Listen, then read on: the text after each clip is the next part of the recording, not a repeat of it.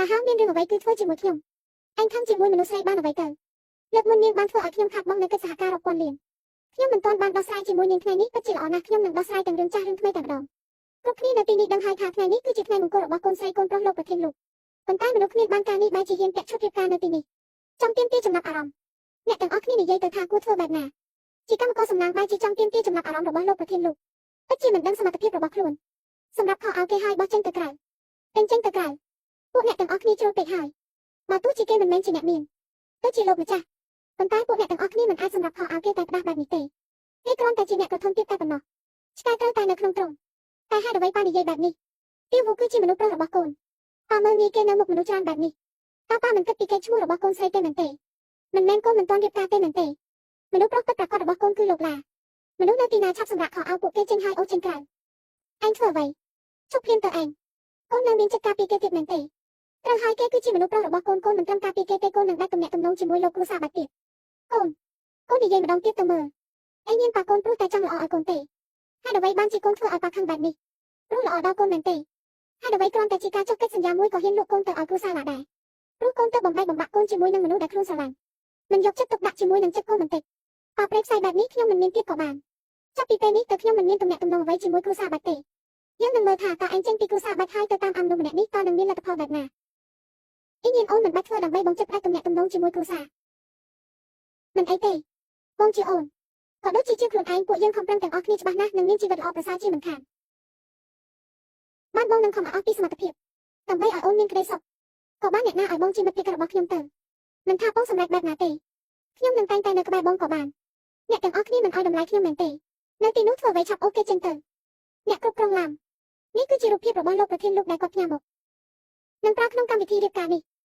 គឺអ្នកទាំងអស់គ្នាជប់ភ្លាមអ្នកទាំងអស់គ្នាដឹងថាគាត់គឺជាអ្នកណាទៅគ្រាន់តែជាអ្នកក្រម្នាក់ទេតែជាអ្នកណាទៅថ្មីនេះលោកប្រធានបានផ្ញើរូបកូនប្រុសរបស់គាត់មកគាត់ភ្នែកធំមើលខ្លួនឯងទៅថាគេគឺជាអ្នកណាលោកម្ចាស់តូចលោកហេតុអ្វីដូចទៅនឹងក្មេងប្រុសម្នាក់នេះម្លេះត្រូវហើយតើខ្ញុំអាចនឹងមើលច្រឡំទេហេតុអ្វីបានជាលោកប្រធានតូចលោកដូចខ្ញុំបែបនេះលោកមិនមើលច្រឡំទេពិតជាដូចខ្លាំងណាស់រឿងនេះបែបណាវិញទាវវូនឹងលោកប្រធានដូចគ្នាដែរដាក់តែអាចទេដែលទាវវូគឺជាលោកប្រុសតូចលោកអ្នកទាំងអស់គ្នាភ្លើមែនទេមនុស្សគ្មានបានការនេះប៉ាគេជាកម្មករម្ដាយគេគ្រាន់តែជាអ្នកអនាម័យតើយ៉ាងណានឹងអាចខ្លាចជាម្ចាស់ប្រុសតូចបានទៅច្បាស់ណាស់ថានារីម្នាក់នេះយករូបភាពខ្លាំងៗមកដើម្បីបោកអ្នកទាំងអស់គ្នាខ្ញុំនិយាយឲ្យថានេះគឺជារូបកូនប្រុសលោកប្រធានហើយរូបនេះគឺជាលោកប្រធានអ្នកផ្ញើមកអញហ៊ាននិយាយថាខ្លាំងៗមែនទេបាននេះនិយាយថាគេម្នាក់នេះគឺជាលោកប្រធានតូចលោកក៏បានពេលនេះអញទៅប៉ាម៉ាក់ឯងទៅខ្ញុំចង់ឃើញថាប៉ាម៉ាក់ឯងគឺជាប្រធានលោកនិងអ្នកស្រីលោកមែនទេអ្នកទាំងអស់គ្នាឃើញថាមែនទេប៉ាម៉ាក់របស់ក្មេងម្នាក់នេះមិនហ៊ាននឹងលើកទូរស័ព្ទហេតុអ្វីបានប៉ាម៉ាក់គាត់មិនលើកទូរស័ព្ទ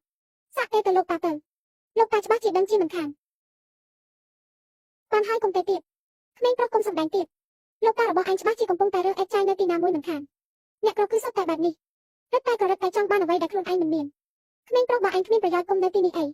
បានហើយលោកប្រុសលោកស្រីចិត្តមកដល់ហើយឆាប់នាំគ្នាដេញគេចេញទៅក្រៅកុំឲ្យនៅទៅមុខលោកប្រុសនិងអ្នកស្រីអីទាវូអីញៀនចាំថ្ងៃនេះខ្ញុំបានសហការជាមួយនឹងគ្រួសារលោកពួកយើងនឹងរៀបការជាមួយគ្នាមិនយូរទេអូននឹងជាមនុស្សស្រីរបស់បងមនុស្សចង្រៃលែងញៀងទៅ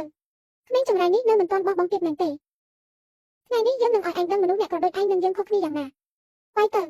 ជប់ភ្លាមអ្នកទាំងអស់គ្នាពិតជារស់សេចក្តីសុខមែនកូនប្រុសកូនមិនអីទេមែនទេប៉ាម៉ាក់ទាវូប៉ាម៉ាក់របស់ឯងទីបំផុតគេមកហើយថ្ងៃនេះមើលទៅក៏ដូចជាមនុស្សដែរស្លៀកពាក់ស្អាតបាតមានប្រយោជន៍អ្វីទៅក៏មិនអាចលាក់បាំងបាននៅភាពក្រីក្រអ្នកទាំងអស់គ្នាដឹងទេនេះគឺជាលោកប្រធានលោករបស់ក្រុមហ៊ុនវត្តញីនិងអ្នកស្រីលោកក្មេងល្ងងតែឯងទៅទីណាទៅប្រុសបានម្ដាយឪពុកមកទីនេះសម្ដែងទៅហើយគិតថាឯងមានត្រកូលលោកនឹងខ្លាចជាកូនលោកប្រធានលោកមែនទេប្រសិនបើបែបនោះយើងគឺជាស្ដេចថែមទៀតផ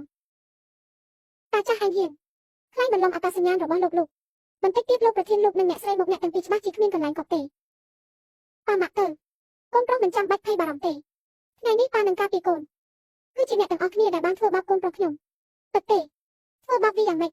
ពួកឯងធ្វើអ្វីខ្ញុំបានលោកប្រធានលោកមិនបាច់និយាយច្រើនជាមួយវាទេខ្ញុំនឹងទៅប៉ាខ្ញុំឲ្យប៉ាខ្ញុំមកដោះស្រាយជាមួយពួកវា